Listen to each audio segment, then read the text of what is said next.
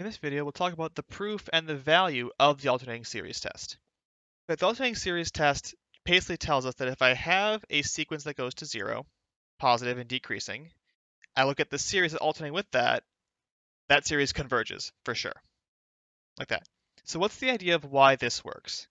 Well, let's sort of plot out what these partial sums look like and see what happens.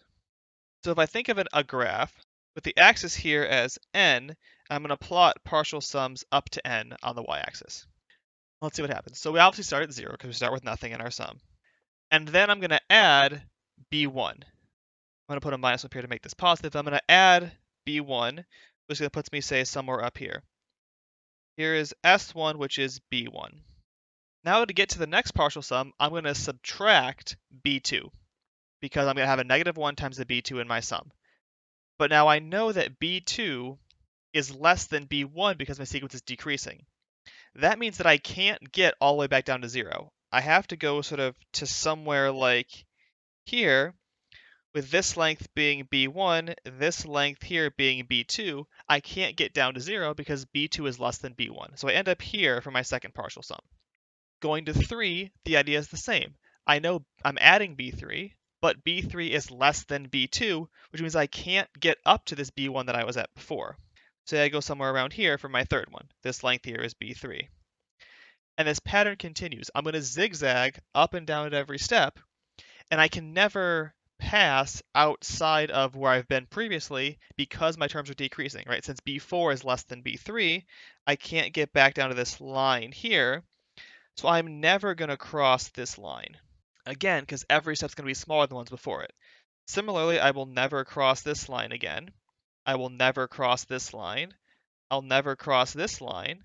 And I just keep sort of zigzagging back and forth in this window here.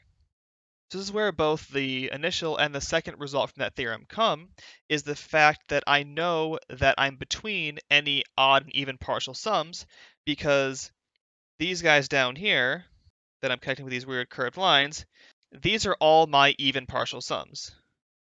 And then these ones on top here are all my odd partial sums.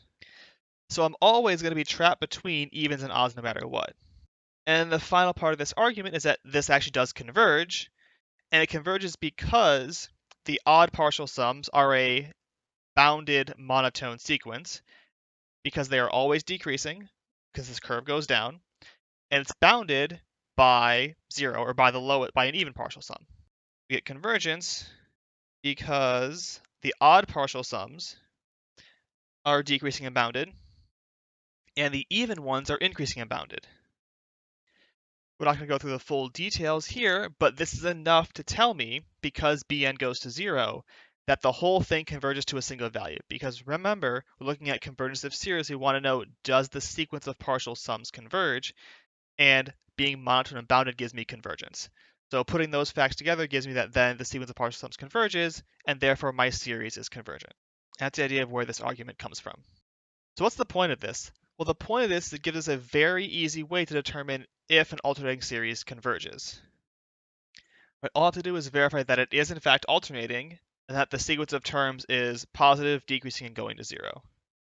And it turns out this fact of being an alternating series is really not that uncommon.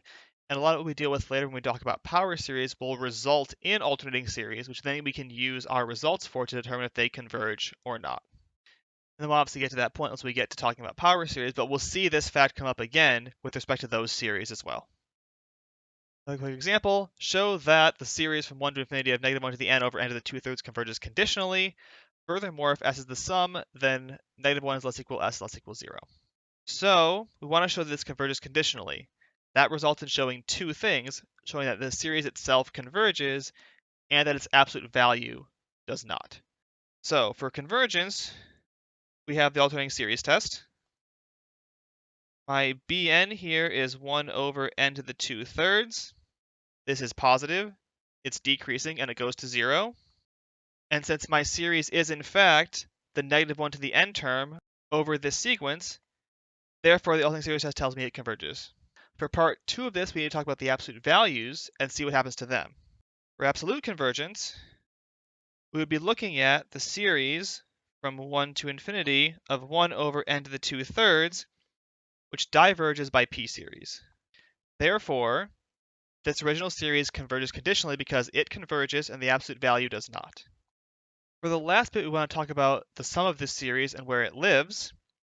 And based on our argument, we know that it must be between 0 and the first term, but the first term here is minus 1, because -1 over 1 to the 2/3. So we know that -1 is less equal s is less equal 0, which is what it wanted us to prove. The first step goes down to -1, and every step after it can't get below -1 or above 0 because of how the zigzagging pattern works. So we get this result here as well. So that's sort of why the alternating series test works, and how you can use it to talk about series, whether they converge conditionally, and what their sums are using the bounds we get from the alternating series test.